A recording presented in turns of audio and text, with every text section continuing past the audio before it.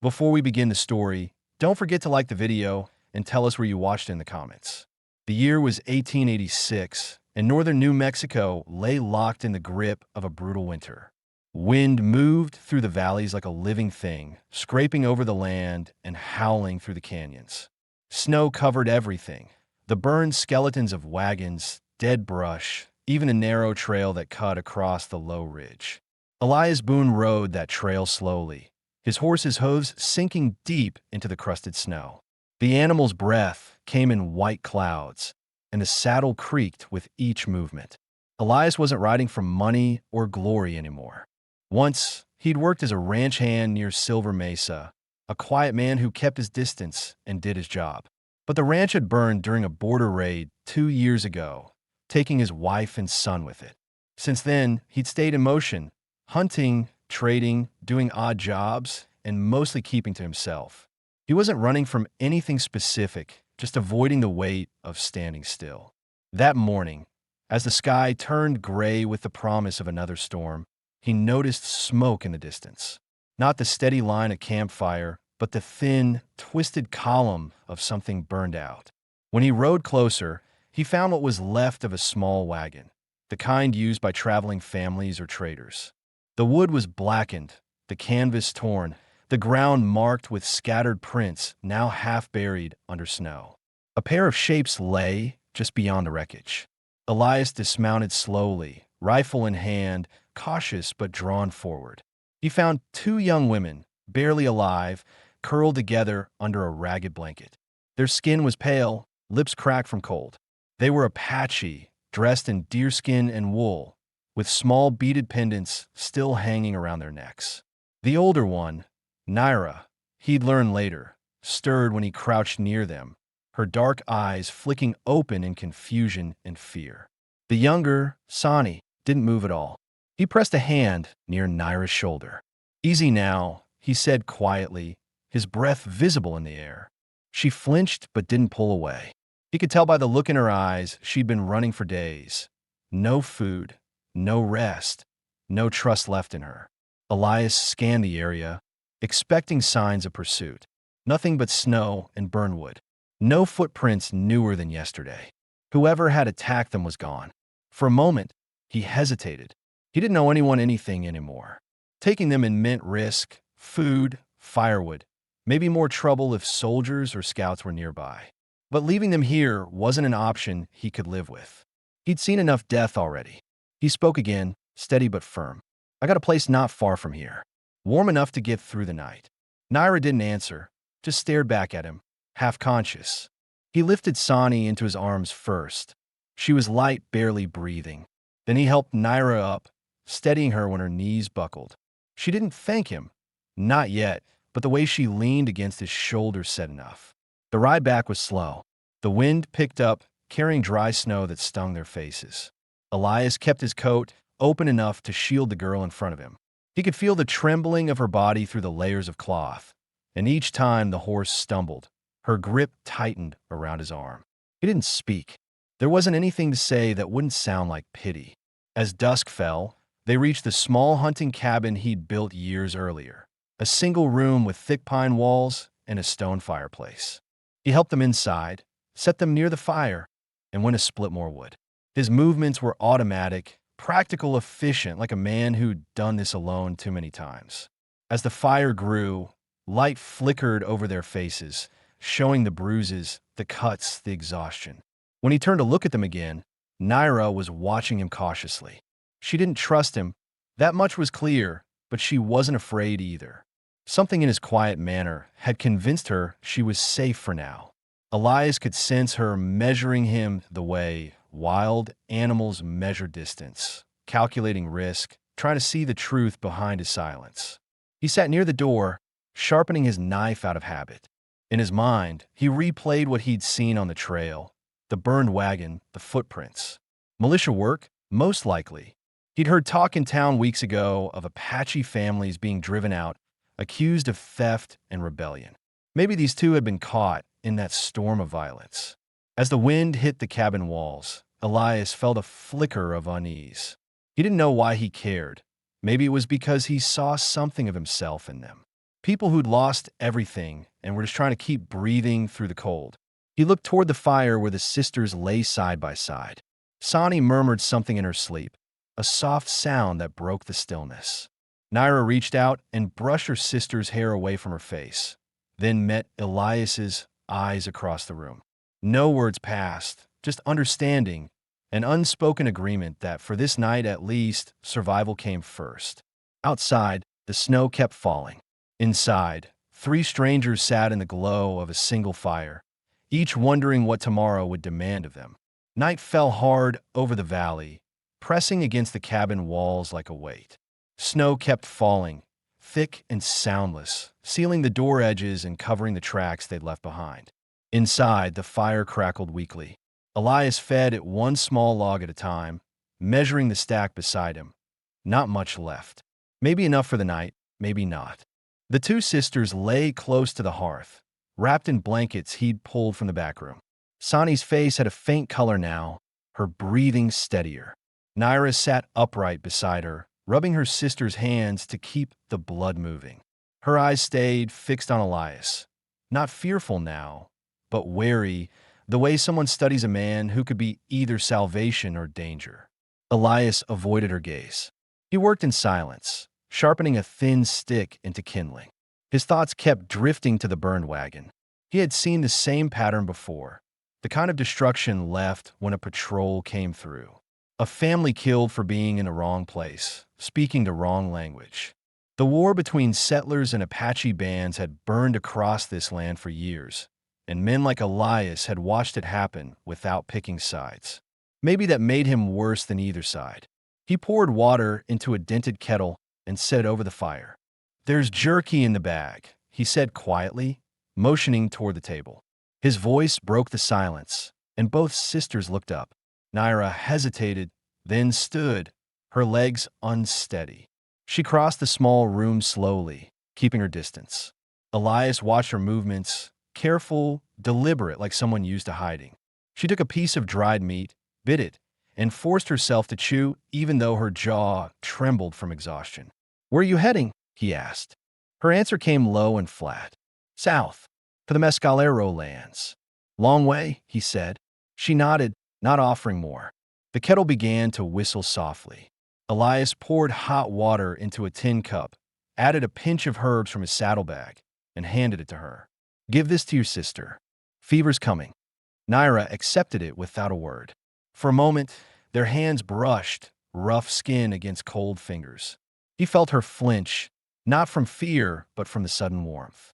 As she knelt by Sani and held the cup to her lips, Elias leaned back against the wall, exhaustion setting in.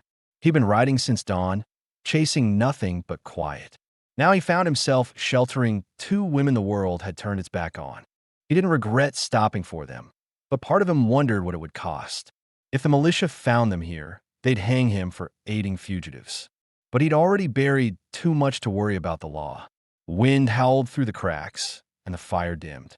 Naira looked toward him. "The storm will last? Until morning, maybe longer. Then we stay." He gave a slow nod. "We stay." Hours passed. The woodpile dwindled to almost nothing. The cabin grew cold again, frost forming on the inside of the window glass. Elias checked Sani's pulse, then sat down beside the bed, rubbing his hands over the dying flame. His breath fogged in front of him. When the last log burned down, he looked toward Naira. "It's going to drop below freezing," he said. "If we don't share heat, she won't make it." Naira froze at the words, her face tightening. She glanced at her sister, then back at him. "You mean, we sleep close. One blanket, one body heat. Nothing more." There was silence between them. Naira studied him long enough to judge whether he was lying. His face gave nothing away, calm, lined with fatigue, eyes steady. She finally nodded. Together, they moved Sani to the narrow bed against the far wall. Naira climbed in beside her sister, pulling her close. Elias hesitated before lying on the other side, still wearing his shirt and coat. For a while, no one spoke. The only sound was the wind and their slow breathing. Elias kept still, aware of every movement beside him, the faint shiver of Naira's shoulders, the heat of her body through the thin blanket. He stared at the ceiling, waiting for sleep, but it didn't come. His thoughts circled back to what she'd said, heading south. Maybe they still had family somewhere. Maybe she was chasing something already gone. He turned slightly, careful not to disturb her. In the faint glow of the dying fire, he saw her eyes open. She was looking at him, not with suspicion now, but with something quieter, the recognition that he'd done what no one else would. "Thank you," she whispered. Her voice was hoarse, almost lost under the wind. Elias nodded once. "Get some rest." When the storm finally began to fade near dawn, all three of them were still there, breathing the same cold air, kept alive by the small circle of warmth they had managed to hold through the night. Outside, the snow buried every track that led to the cabin, covering the past, at least for now.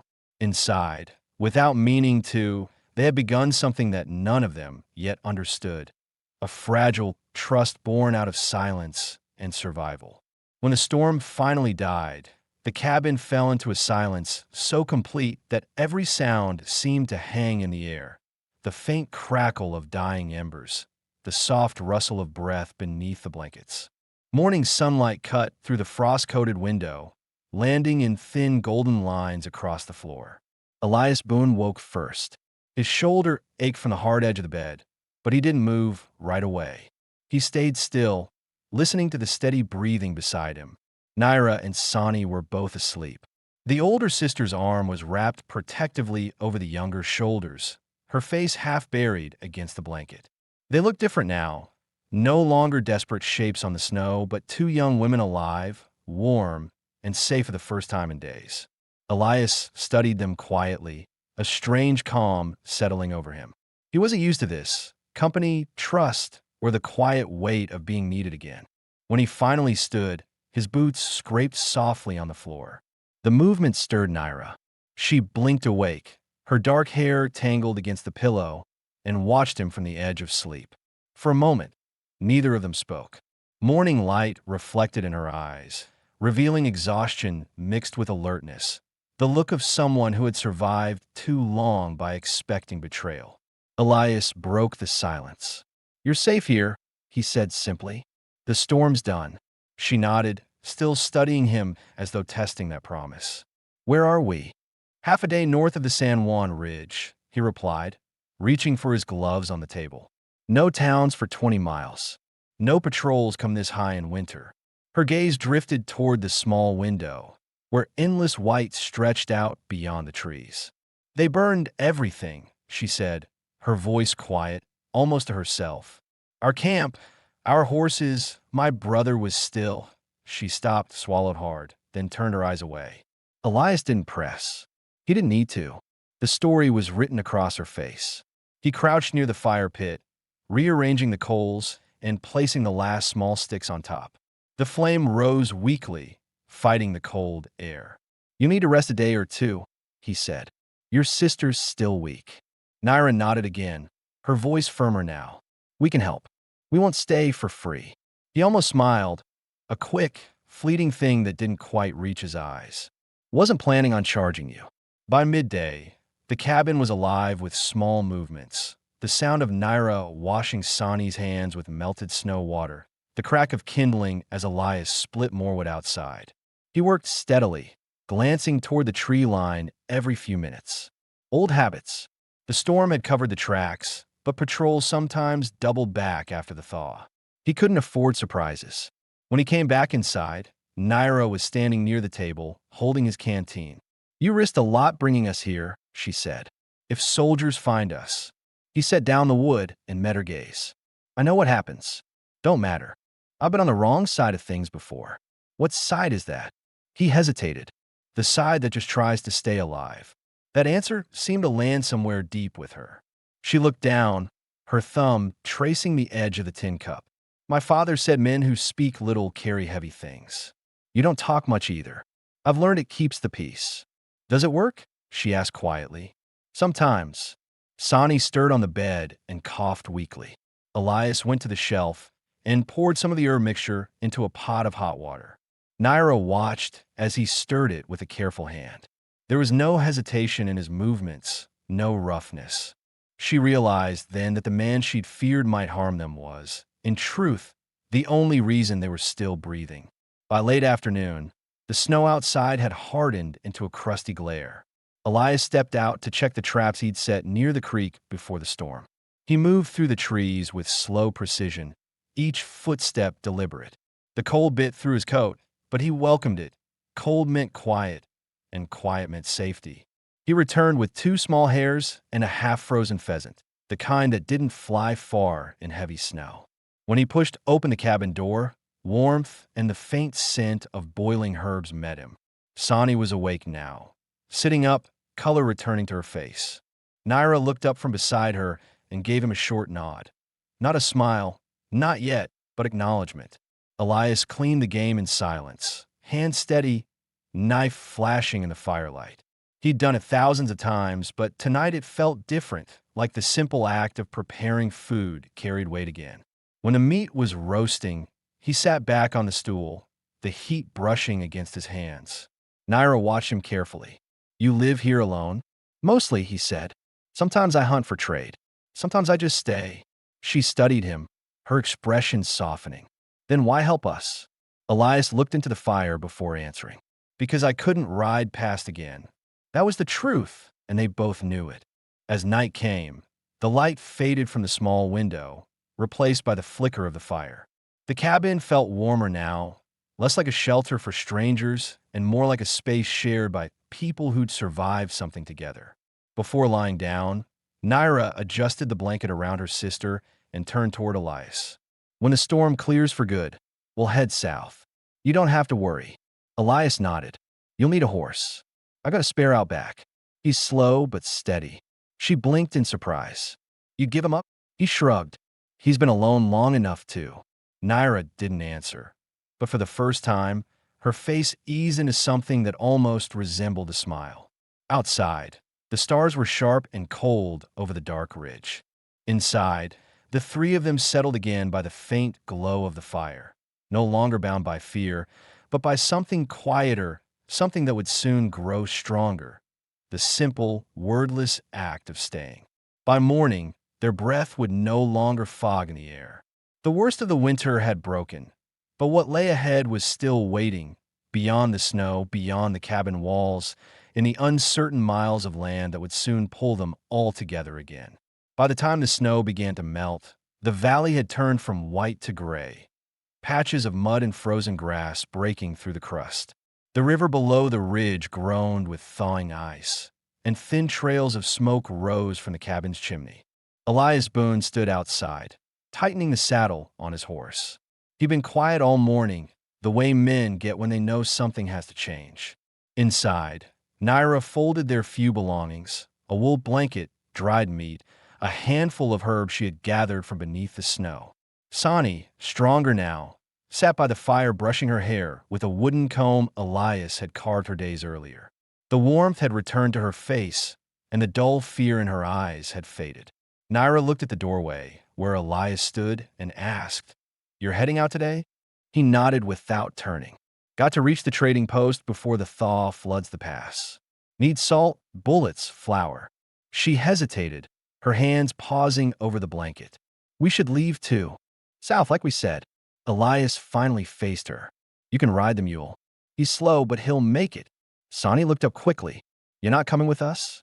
Elias's voice stayed calm. Wasn't part of the plan. That answer hung heavy in the air. They all knew he could have ended this the moment the storm passed. Just pointed them south and let them go. But every day since, he had stayed. Maybe out of duty, maybe something else. Naira stood near the door, the light hitting her face from the window. "It's not safe down there. The soldiers, they burned villages, they searched the valleys." "I know," Elias said, "but you can't stay here forever either." They didn't argue further. Some truths didn't need to be discussed. Before he mounted up, Elias handed Naira his spare revolver, an old Colt, worn smooth from use. "Keep it close," he said. "Don't draw it unless you have to." Naira took it, weighing it in her hand. "You trust us with this?" "If I didn't, I'd have kept it loaded," he said with a faint smile. Then he rode out, the sound of the horse fading into the trees. Naira watched until he was gone, a strange emptiness settling in her chest. She didn't understand it fully. She barely knew the man, but his silence had filled the cabin more than words ever could. For 2 days, the sisters traveled south. The snow turned to wet soil, the landscape opening into rolling plains. The wind carried the smell of pine and damp earth. They camped near the creek at night, huddled under one blanket, the revolver resting between them. But the world outside the cabin wasn't done testing them. Near the end of the third day, they reached a small, half-ruined trading post. Just 2 cabins and a barn leaning against the wind. Smoke rose from one chimney.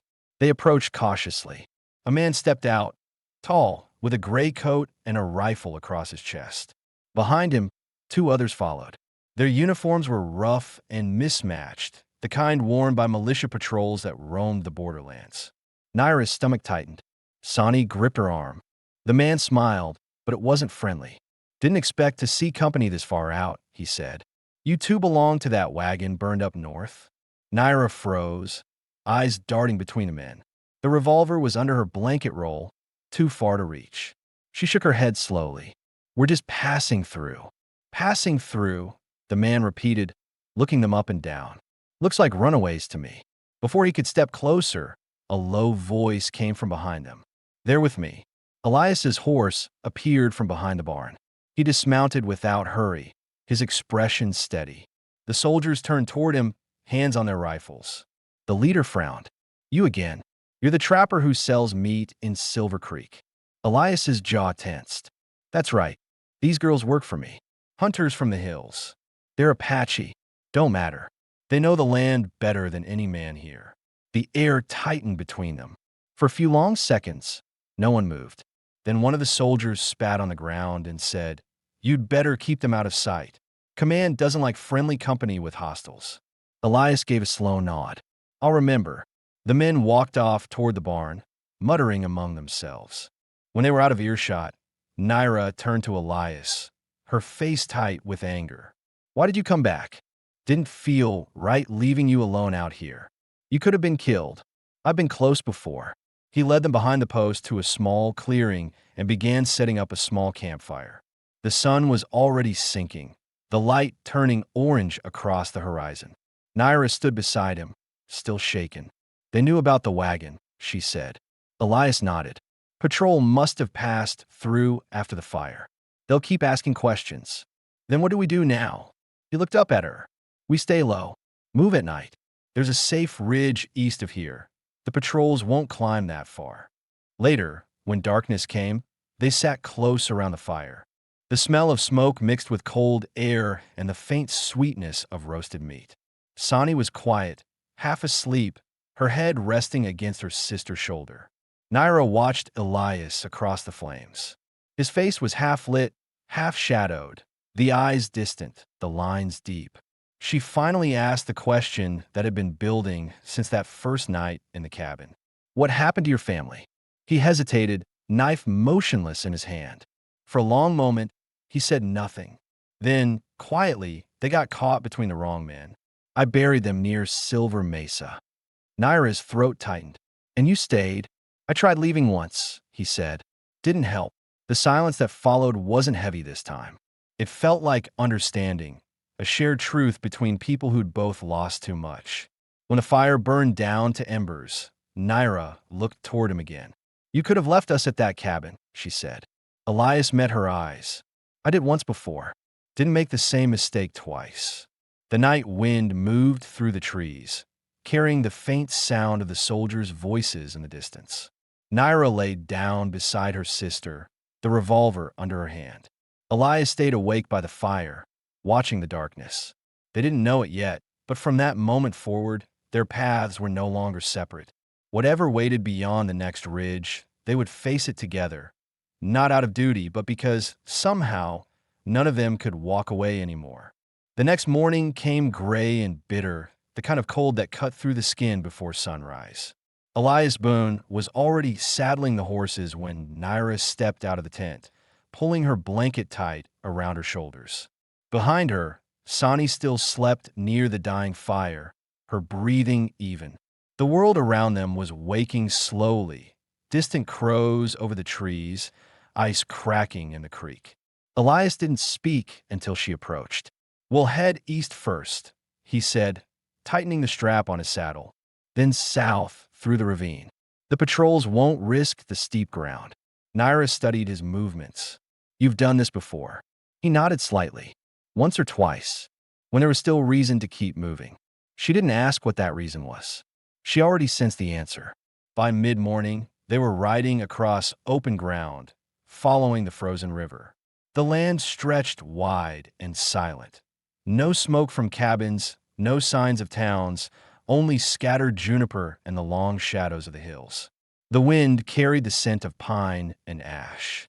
Sani rode the mule in the middle, wrapped in a wool cloak, while Elias led from the front, scanning the ridges for movement.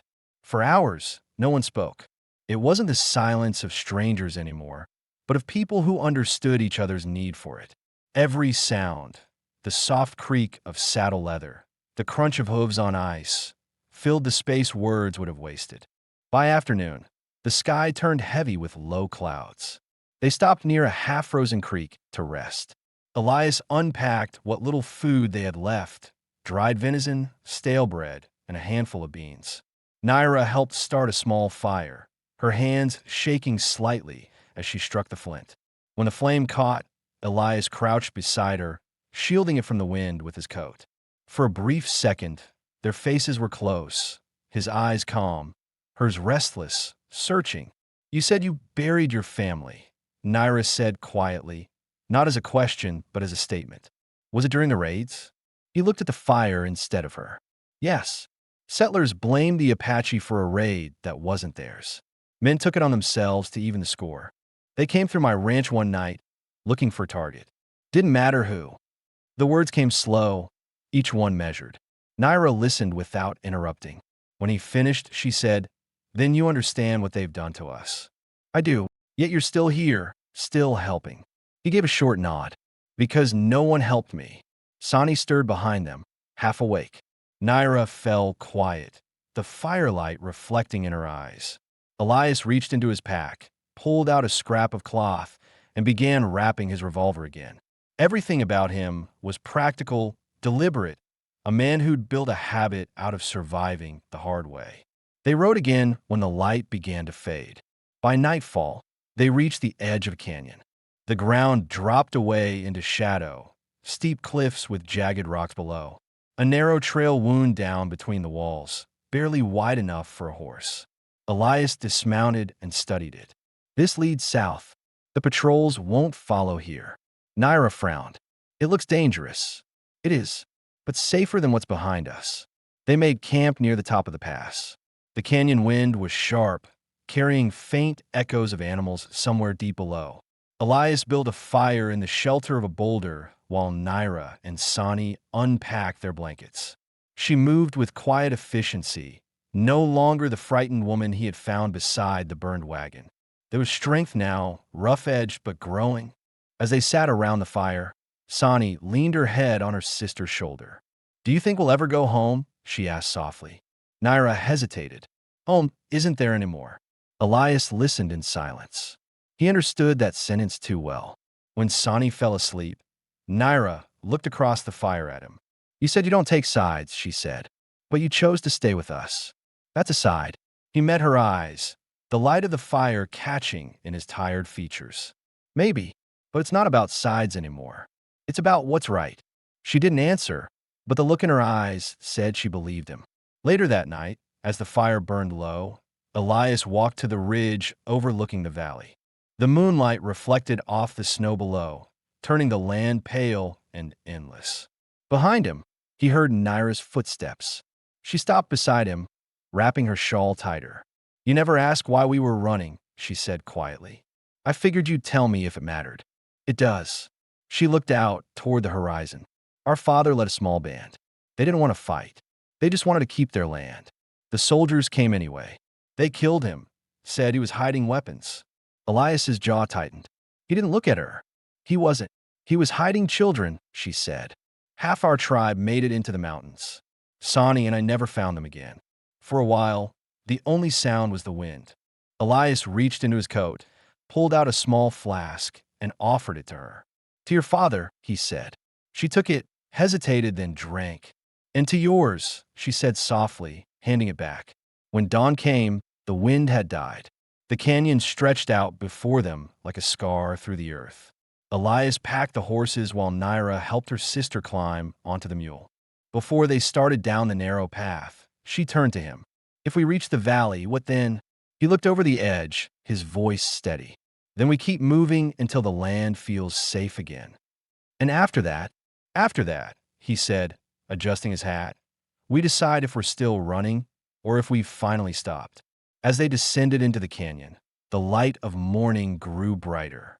The long ride south had truly begun, and for the first time, none of them felt alone in it. The world ahead was uncertain, but for the first time since the storm, the silence between them wasn't made of fear. It was the sound of people who had decided, quietly and without promise, to survive together. By the time they reached the bottom of the canyon, daylight had turned thin and silver, sliding across the cold rock walls like water. The trail behind them disappeared into fog.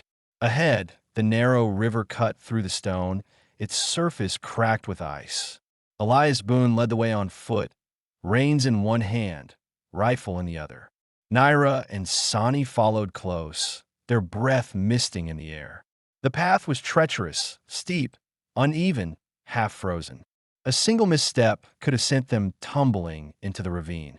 The silence of the canyon pressed in from all sides, broken only by the sound of their boots crunching through snow.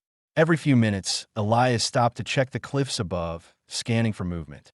Patrols sometimes used these routes to drive out tribes hiding in the hills, and he knew how quickly safety could turn into a trap. They reached a flat stretch by dusk, where a cluster of pines grew from the rocks. A frozen creek ran beside it, thin water trickling between ice shards. Elias decided they'd camp there.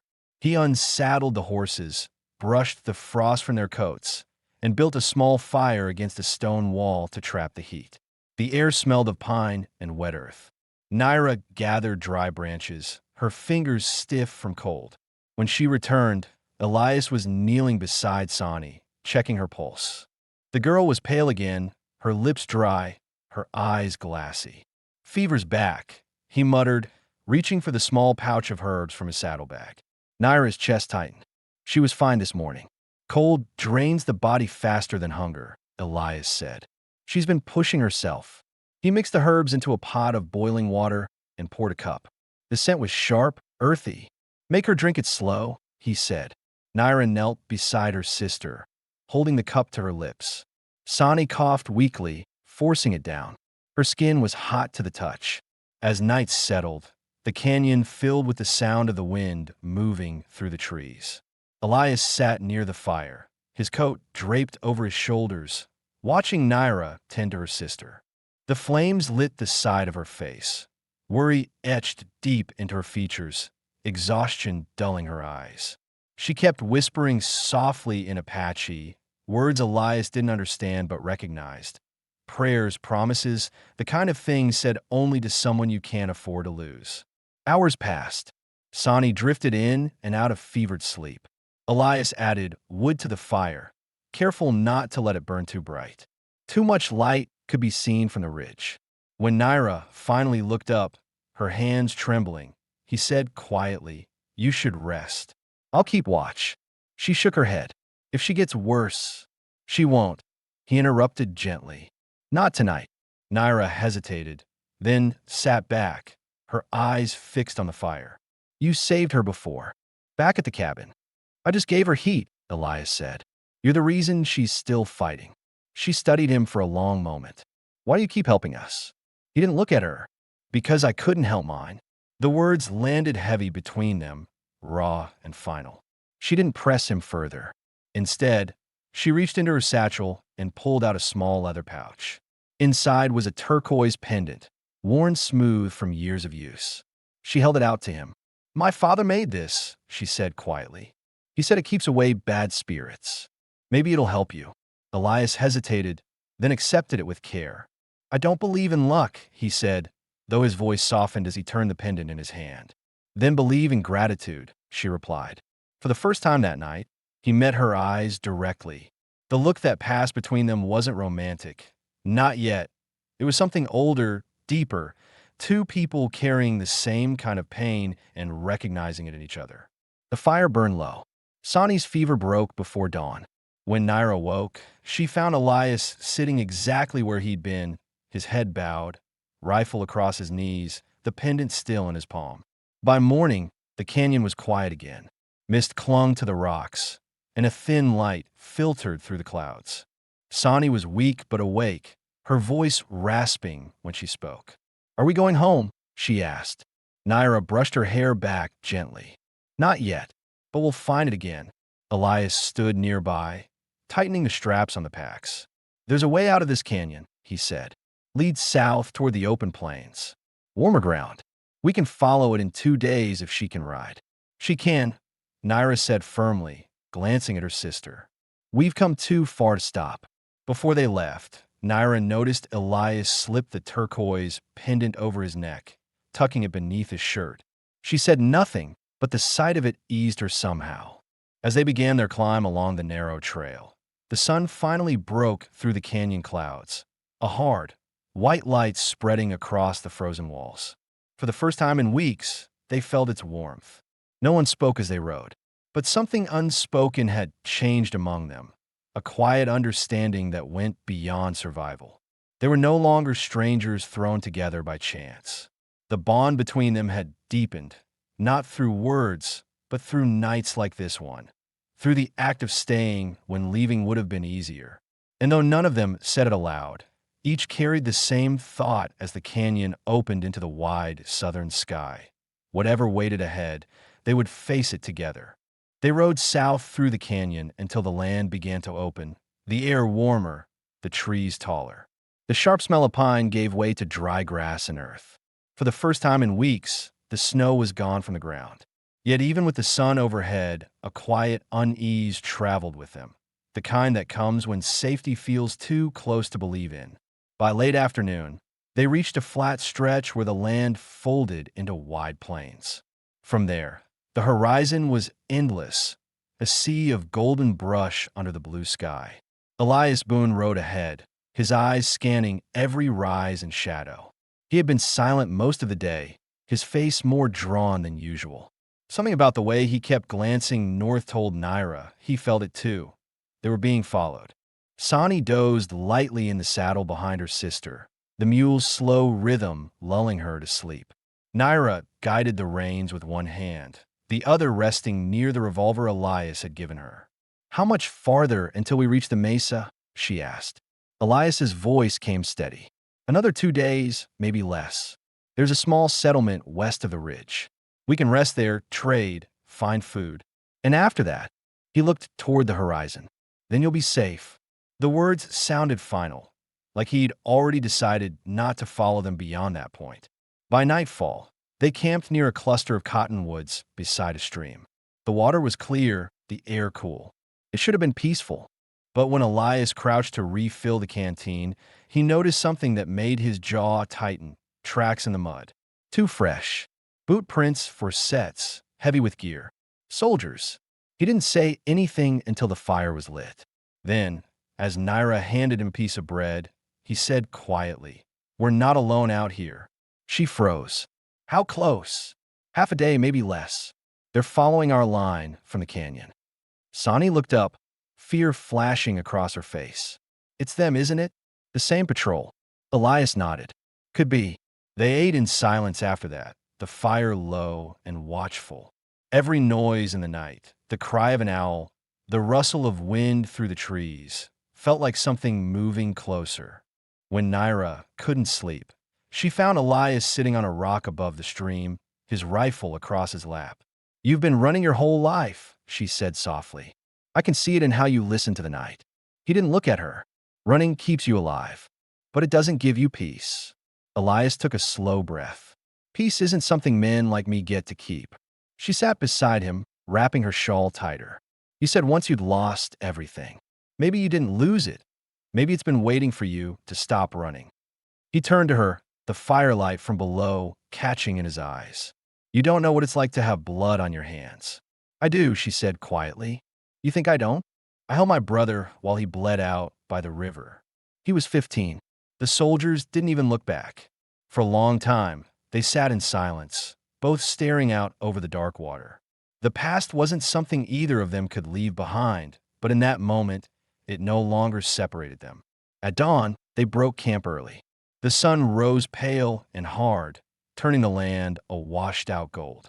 By midday, the ridge came into view, red stone and scrub grass under the bright sky. But as they approached, Elias suddenly raised his hand. "Stop," he said. His tone changed, sharp and low. Naira followed his gaze. In the distance, a glint of metal, sunlight off a rifle barrel. Then another, figures moving through the brush. For men, the same patrol. "Get behind the rocks," Elias ordered, already pulling his rifle from its sling. Naira grabbed Sani and ducked low, pulling her behind a boulder. Gunfire cracked across the open field. Dust exploded near Elias's boots. He fired once, then again controlled precise shots. One soldier went down, the other scattering for cover. Naira's heart pounded in her throat. She'd never been this close to death before, not since the raid that took her family. She saw Elias drop behind a ridge, blood streaking his sleeve. Without thinking, she reached for a spare rifle and moved forward, keeping low. "Naira, stay back," he shouted. She ignored him. Another shot echoed, striking the rock inches from her head. She aimed, hands trembling, and fired. The recoil nearly threw her off balance, but the bullet found its mark. One of the soldiers fell. The others retreated toward the far slope, dragging their wounded. When the silence returned, all that remained was the smell of smoke and gunpowder. Naira rushed to Elias, dropping to her knees beside him. "You're hit," she said, pressing her hand to his shoulder. "It's nothing," he muttered, though his jaw tightened in pain. "Don't lie to me," she snapped. "You've lost too much blood." Sani hurried over with a strip of cloth, her eyes wide. Naira tore open Elias's sleeve and wrapped the wound, hands steady despite the fear. He winced but said nothing. When she finished, he gave a slow nod. "You did good," he said. "Both of you." They stayed hidden in the rocks until sunset, waiting to be sure the soldiers were gone. When the horizon turned orange and still, Elias spoke again. "We can't go to the settlement now. They'll circle back. We head east instead. There's an old mining cabin not far from here.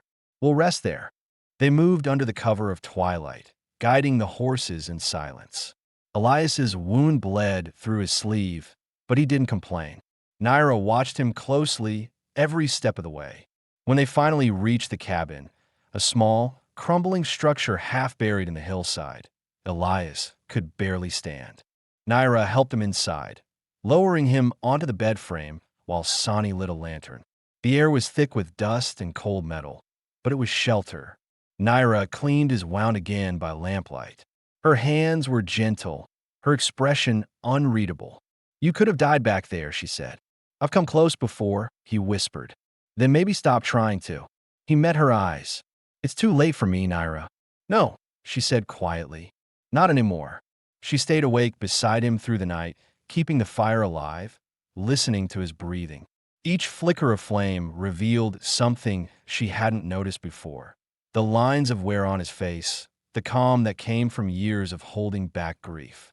And somewhere between the sound of his steady breaths and the creak of the cabin walls, she realized something had shifted. What began as survival was becoming something else entirely, something neither of them had dared to name. Outside, the night stretched quiet and vast. Inside, the last of the fear gave way to a fragile calm. They had survived the storm, the canyon, the soldiers, and now, for the first time, the three of them belonged not to the road behind them, but to each other. The sun rose late that morning, spilling pale light through the cracks in the cabin's wooden walls. Inside, the air was still, heavy with the scent of smoke and dried blood. Elias Boone lay half awake on the narrow bed, his shoulder wrapped in a strip of linen that had once been Naira's shawl.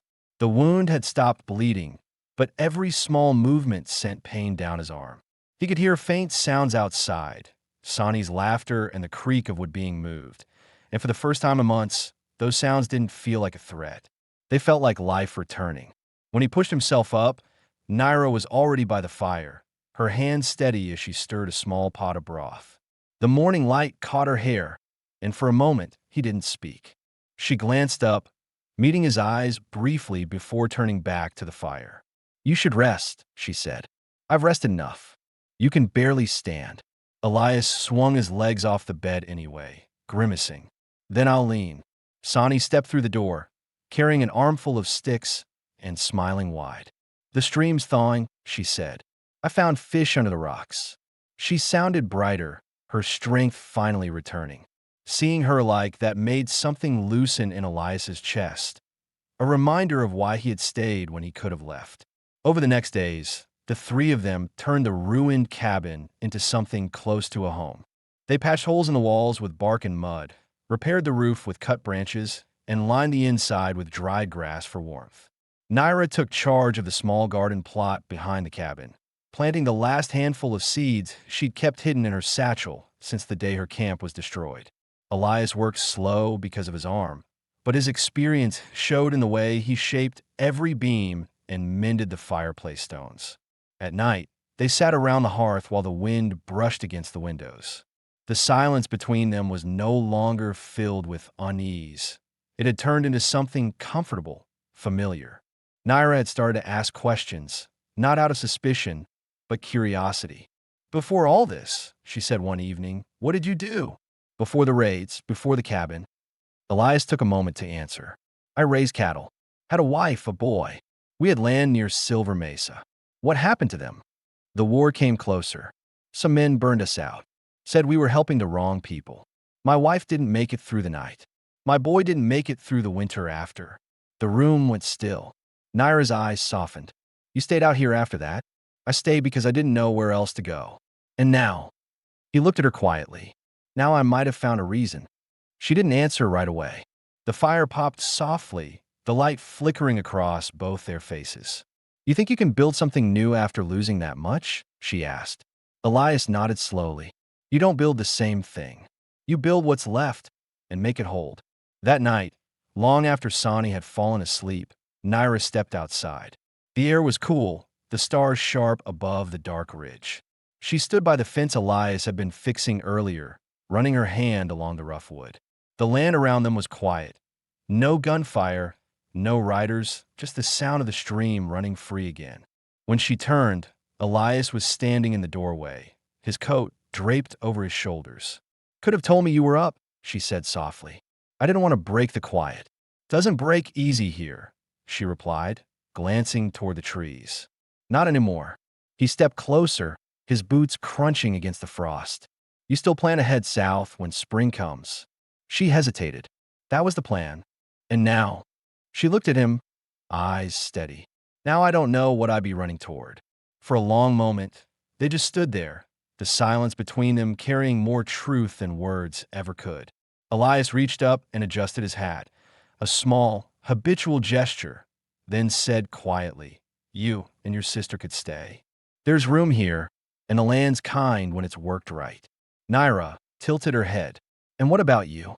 "I'll keep fixing what's broken," he said simply. When dawn came, the world outside the cabin was bright and calm. Sonny was feeding the horses, humming softly, her voice echoing through the pines. Naira stepped outside with a basket of dried herbs, her shawl fluttering in the morning wind. Elias was already by the corral, his arm bound but strong enough to hold the hammer. She walked over and handed him a cup of coffee, the steam rising between them. "Feels different now," she said. Elias looked out over the land, the cabin standing solid, smoke curling from the chimney, the field starting to thaw. "It is," he said. "The past don't go away, but it don't have to run the day either." He took a slow sip, his gaze lingering on her before turning to the horizon. The sun climbed higher, washing the hills in gold. For the first time in years, Elias Boone didn't feel like a man waiting for something to end. He felt like a man who had quietly, against all odds, begun again. And though none of them said it aloud, the truth had settled in like the steady warmth of morning. This place, this fragile piece, had become home. Spring came slow to the valley that year, creeping in like a cautious guest. The snow melted from the ridges first, then from the creek, then finally from the fields behind the cabin. The ground turned soft, and the air carried the smell of pine and wet soil. Elias Boone stood outside at dawn, watching the steam rise from his breath. Behind him, smoke drifted from the cabin's chimney, a sign of warmth, a sign of life. Inside, Naira was kneeling by the table, grinding dried herbs into powder. The morning light poured through the window, catching the dust in the air. Her hair was loosely tied, her sleeves rolled, her hands moving with quiet focus. She looked up when Elias stepped in, brushing the dirt from his gloves. "Fence is holding," he said, setting down his tools. "No wolves last night." "Good," she said. "Sonny's been sleeping easier." The younger sister appeared in the doorway, barefoot, her smile quick and alive. She had grown stronger in the past weeks, her skin sun-warmed, her laugh returning a little more each day. She handed Elias a small wooden carving she'd made. A horse, rough but recognizable. "For you," she said shyly. "So you remember us if we ever leave." Elias turned it over in his palm, the faintest smile touching his face. "I don't need a carving for that." As the days passed, the rhythm of life found them naturally. Elias worked the soil, teaching Sonny how to set traps along the creek. Naira tended the herbs and stitched new blankets from the leftover hides. They traded with passing hunters salt, tobacco, dried fruit, enough to keep through the season. The world that had once hunted them no longer seemed to exist beyond these hills. Still, some questions lingered, quiet ones left hanging since the night they first met. One evening, as the sun burned low across the plains, Naira brought them up. They sat outside by the fire, the light fading into soft orange. "When we first found you," she said, "we didn't ask us who we were or what we'd done.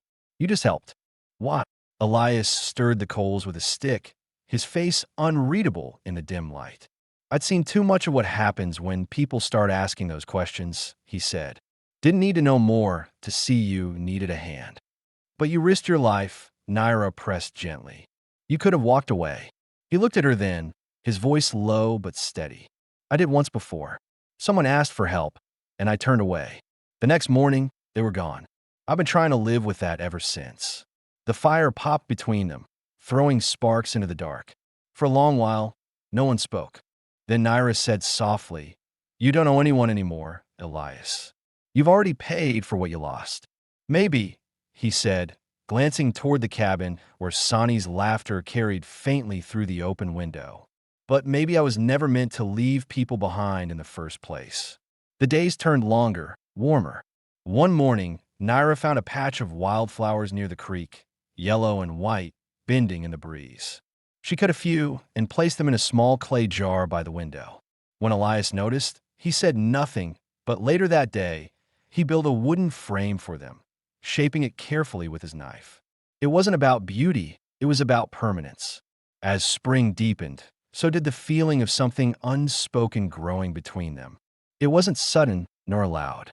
It was built in quiet looks, small gestures, the way Elias would hand her his coat when the wind picked up, the way Naira set an extra plate at the table without thinking, the way Sonny teased them both with a knowing smile. One evening, as they stood outside watching the sunset turn the sky red, Naira asked, "Do you ever think about leaving? Going back to town? Finding work, people?" Elias's answer came without hesitation. "I've seen enough of towns. What I want's here." "And what is that?" she asked. He met her eyes, the lines around his mouth softening.